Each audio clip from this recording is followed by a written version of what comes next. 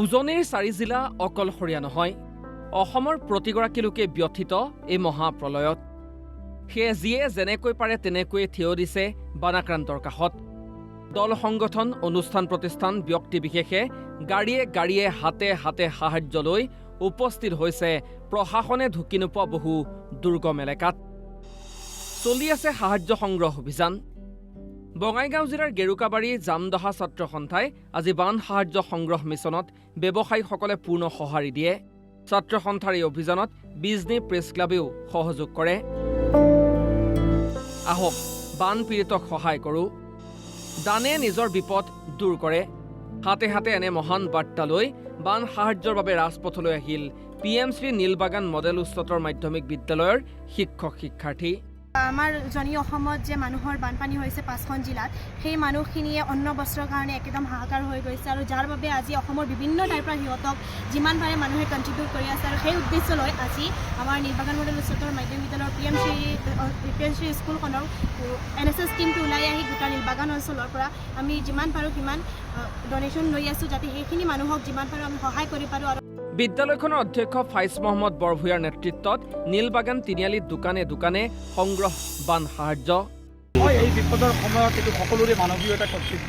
আৰু সেই মানৱীয় কৰ্তব্য বুলি ভাবি পেলাই আমি PM শ্ৰী নীলবাগান মডেল উচ্চতৰ মাধ্যমিক বিদ্যালয়ৰ ছাত্ৰ ছাত্ৰী শিক্ষক শিক্ষয়িত্ৰীসকল আজি আমি ৰাস্তাত ওলাইছোঁ মানুহৰ পৰা আমি বৰঙণি সংগ্ৰহ কৰিছোঁ প্ৰথমে আমি নিজে বৰঙণি দিছোঁ ইয়াৰ পিছত আমি দোকান পোহাৰ যিমান যি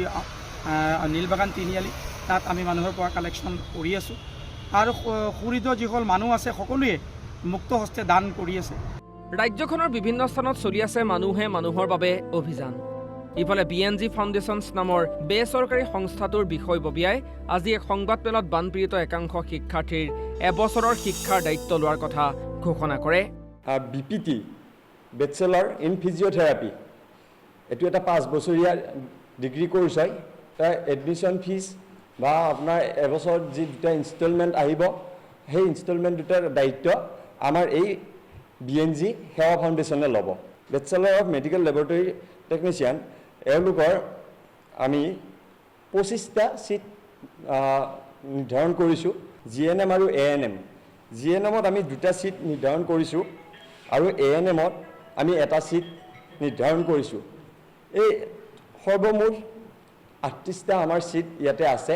আৰু এই 38টা চিটৰ আমি গোটেই 38 গৰাকী ল'ৰা ছোৱালীৰ এবছৰৰ দায়িত্ব ল'ম খোৱাপানী খাদ্য বস্ত্ৰ আৰু নানান সামগ্ৰী বানাক্ৰান্তৰ মাজত চলি থকাৰ সময়তেই দুলীয়াজনৰ DPSৰ ছাত্ৰ ছাত্ৰীৰ ব্যতিক্ৰমী কাৰ্য কঠিয়াৰে সহায় কৰিব 4 বানাক্ৰান্ত জিলাক যেহেতু ফ্লাডবোৰৰ কাৰণে বহুত মানুহৰ ইমান লছ হ'ল তো এতিয়া এইটো এটা ৱে আছে আমি তেহেঁতক হেল্প কৰিব পাৰিম এইটো এটা থ্ৰু দি আৰু খুবেই ভাল লাগিছে ইয়াত আহি আমি বানাক্ৰান্ত লোকৰ কাৰণে ইয়াত আহি পেলাই আমি চিডলিং প্লান কৰি তেওঁলোকৰ কাৰণে সাহায্য দিবলৈ আহিছোঁ হয় মই বহুত আনন্দ পাইছোঁ এণ্ড এইটো আমাৰ কাৰণে চবৰ কাৰণে এটা ফাৰ্ষ্ট এক্সপিৰিয়েঞ্চ হয় যিহেতু আমি এনেকুৱা কাম আজিলৈকে কৰি নাই পোৱা এণ্ড আমি খুব ভাল পাইছোঁ মনত যে আমি মানুহক সহায় কৰিব পাৰিছোঁ ইফালে শিৱসাগৰ আৰু চৰাইদেউৰ কৃষকক সকাহ দিয়াৰ উদ্দেশ্যে তিনিচুকীয়া আৰু ডিব্ৰুগড়ৰ অবিভক্ত আলফা সমন্বয় আগবাঢ়ি আহিছে সময় গুচি গ'লেও এতিয়া একেবাৰে উকলি যোৱা নাই সেইটো কাৰণতে আমাৰ সতীৰ্থসকলে এটা খুব অতি প্ৰয়োজনীয় মানে অভিযান আৰম্ভ কৰিছে মই আপোনালোকৰ যোগেদি এই কথাটো আমাৰ বানবিধ্বস্ত অঞ্চলৰ ৰাইজক বিশেষকৈ কৃষক ৰাইজক মানে আহ্বান জনাব বিচাৰোঁ যাতে কঠীয়া লৈ পিনি কোনোৱে যাতে দুশ্চিন্তিত হ'ব নালাগে দ্বিতীয়তে হ'ল কি যে বাকী যিসকল সেইটো মানে প্ৰতিটো অঞ্চলৰ সচেতন যিসকল ৰাইজ আছে আপোনালোকৰ যোগেদি জনাব বিচাৰিছোঁ যে যি অঞ্চলত এতিয়াও তাৰমানে অতি প্ৰয়োজনীয় হ'ব আমাৰ সতীৰ্থসকলক যোগাযোগ কৰি কঠীয়া সংগ্ৰহ কৰি যাতে পথাৰবিলাক আকৌ ভৰাই তুলিব পাৰে ভৰাই তোলাৰ চেষ্টা কৰে তাৰ প্ৰতি আহ্বান জনাইছোঁ সিঁচিছে 40 বিঘা ভূমিত 400 কেজি ধানৰ বীজ ব্যুৰো ৰিপৰ্ট অসম লাইভ 24